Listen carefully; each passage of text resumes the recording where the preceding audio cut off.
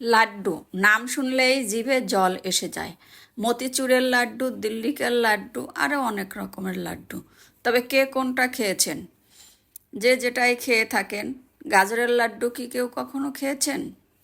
তো এটা খেতে কিন্তু ভীষণ মজা এবং নতুন একটি রেসিপি।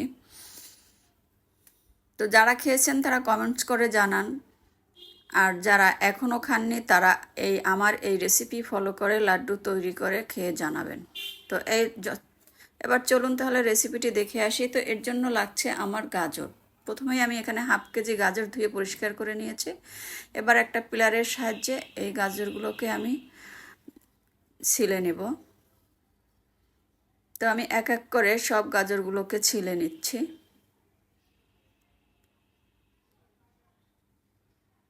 এখানে কিন্তু আমার গাজরগুলো ছিলা হয়ে গেছে, দেখতেই পাচ্ছেন।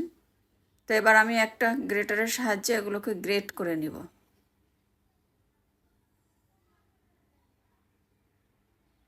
তো এই যে আমার গ্রেট করা কিন্তু হয়ে গেছে।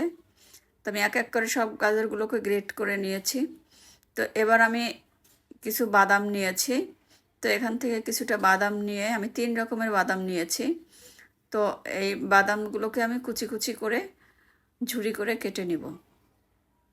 তোমার বাদামগুলো কাটা হয়ে গেছে। এবার চলে যাচ্ছি চুলায় মূল রেসিপিতে। তো প্রথমে আমি কড়াইয়ে 2 টেবিল চামচ ঘি দিয়েছি। দিয়ে এটাকে একটু হালকা করে নেড়ে নিচ্ছি। দিয়ে এবার গ্রেট করা গাজরগুলো দিয়ে দিচ্ছি। দিয়ে এটাকে কিন্তু আমি ভেজে নিব।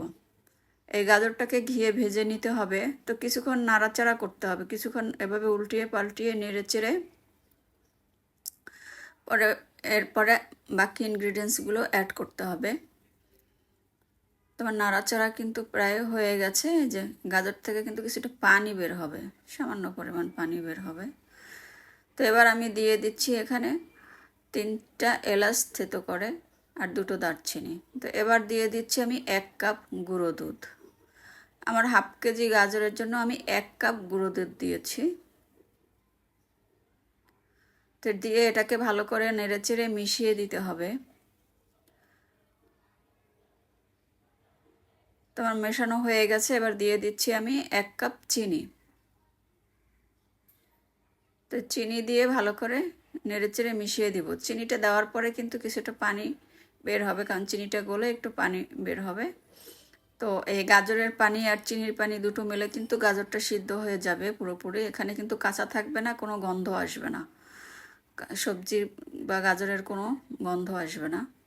তো এভাবে ভালো করে নেড়ে চেড়ে দিয়ে দিচ্ছি ওই যে ঝুরি করে কেটে রেখেছিলাম বাদাম, সেই বাদামগুলো এখানে এখন দিয়ে দিচ্ছি। দিয়ে এবার ভালো করে নেড়ে চেড়ে দিয়ে দিচ্ছি।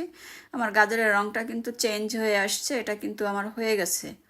হ্যাঁ, আর এটা করার জন্য আপনাকে কমপক্ষে 10 থেকে 15 মিনিট নাড়তে হবে, তাহলে আস্তে আস্তে কালারটা এরকম চেঞ্জ হবে।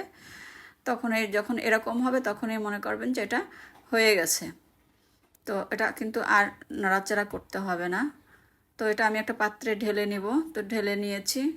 তো এবার আমি হাতে নিয়ে এভাবে গোল গোল করে চেপে চেপে একটা গোল আকারের শেপ দিয়ে নিব। তো আমার কিন্তু একটা শেপ দেওয়া হয়ে গেছে, দেখতেই পাচ্ছেন। তো এভাবে আমি সবগুলো গাজরকে আমি গোল গোল করে শেপ করে নিব। তো এভাবে লাড্ডুগুলো আমি বানিয়ে নিচ্ছি। তো আমার লাড্ডুগুলো কিন্তু বানানো হয়ে গেছে। আমি এবার সবগুলোকে একটু সাজিয়ে দেখাচ্ছি যে এক এক করে এই লাড্ডুগুলো আমার সব কিন্তু বানানো হয়ে গেছে, দেখতেই পাচ্ছেন ভিউয়ার। এটা এত সুন্দর টেস্টি, মজার, ইয়াম্মি, সুঘ্রাণে ভরে গেছে। তো এবার আমি দিয়ে দিচ্ছি গার্নিশের জন্য কিছুটা বাদাম কুচি। তো এখানে আমি 2 রকম বাদাম দিয়েছি, কাঠবাদাম আর পেস্তা বাদাম, মানে আলমন্ড আর পেস্তা। তো এটা শুধু ডেকোরেশনের জন্য দিয়েছি। তো আমার এটা ডেকোরেশন করা হয়ে গেছে। তো দেখতেই পাচ্ছেন যে এটা কতটা লোভনীয়, ইয়াম্মি এবং মজাদার হয়েছে। তো এতটাই সুস্বাদু হয়েছে যে একবার না খেলে বুঝতেই পারবেন না যে এটা গাজরের লাড্ডু। এটা এতটাই টেস্টি। তো আশা করছি আমার আজকের রেসিপিটিও ভালো লেগেছে। দেখা হবে আবার পরবর্তীতে কোনো রেসিপি নিয়ে। সে পর্যন্ত ভালো থাকবেন। আল্লাহ হাফেজ।